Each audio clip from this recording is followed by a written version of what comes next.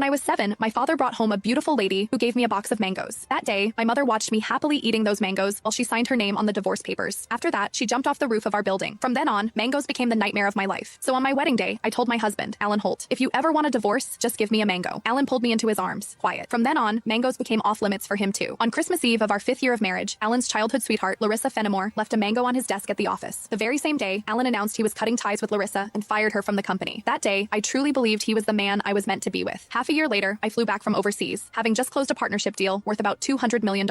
At the celebration dinner, Alan handed me a drink. After I had finished half the glass, his so-called childhood sweetheart, the woman who had been kicked out of the company, stood behind me with a big grin and asked, "Does the mango juice taste good?" I stared at Alan in disbelief, and he was trying hard not to laugh. "Don't be mad. Larissa insisted I played a little joke on you. I didn't actually give you a mango. I just gave you a bottle of mango juice. But I think she's right. The fact that you don't eat mangoes is a real problem. You were really enjoying that juice just now." My face went cold. I lifted my hand and threw the rest of the mango juice in his face, then turned around and walked away. Some things are never a joke. I wouldn't kid around with mangoes or divorce. Ms. Mendez, your stomach condition flared up again because of stress and emotional triggers. If there's something you really don't like to eat, you mustn't force it down again. The next time might not just be a stomach ache. We might have to remove part of your stomach. Stay in the hospital for observation for 1 day and contact your family as soon as you can. When I heard the doctor say that, I went completely quiet. For the sake of a new project, I had been overseas for 39 straight days, working day and night, and I finally made it back in one piece. I never expected that at the celebration dinner, one glass of mango juice from Alan would land me right in a hospital bed. Out of habit, I tapped open my pinned chat on WhatsApp, typed 2 words, and then realized something felt off. Looking closely, I confirmed that it was Alan Holt. He had just changed his profile picture. Now, it was a green mango. While I was staring blankly at the chat window, Alan's call came through. He sounded cold. "I'm already home. Where are you?" I said nothing. Any other time, I would soften my voice and act like a spoiled little girl with him. But tonight, I honestly didn't know what to say. Alan sounded annoyed. "Myra, how long are you planning to keep this up?" "I'm at the hospital." Alan went quiet. He had never shown much interest in my health. He would never have guessed that one glass of mango juice from him would send me straight to the emergency room. "Stay put at the hospital. I'm coming over right now." I didn't want to deal with him, but my body was so weak that I didn't feel like moving at all. Time dragged by. The doctor came in to check on me 3 different times, and Alan still didn't show up. Right before I went to sleep, I glanced at my phone one last time and saw Larissa Fenimore's new post on her social feed. "Every time I get hurt, my knight in shining armor shows up. I'm so lucky." The picture under it was a shot of Alan putting a bandage on her. Larissa's profile picture was a yellow mango. It was pretty, but it made me sick. Alan and I had known each other for 10 years, and he had always known exactly where my bottom line was. After so many years in business, he also knew perfectly well how to keep a proper distance from other women. But now, he kept crossing that line again and again. In that case, our marriage and the newest project I had negotiated no longer needed to exist. I had closed a $200 million deal in West Arkin that could have changed the company's future, but at that moment, it didn't matter anymore. When I woke up the next morning, Alan hadn't sent a single message or made a single call. I wasn't even angry. After the follow-up check confirmed I was fine, I went straight home to a 5,300 square foot luxury villa that Alan and I had bought the previous year. 7 years ago, when we graduated, we squeezed into a basement room and shared 1 cup of instant noodles. 5 years ago, when we registered our marriage, we ate at a street food stall and went home with a tiny 4-inch cake. Now, I was alone in a huge empty house, nursing my wounds by myself. I figured I would get used to it eventually. I was reviewing the divorce papers the lawyer sent me when Alan finally came.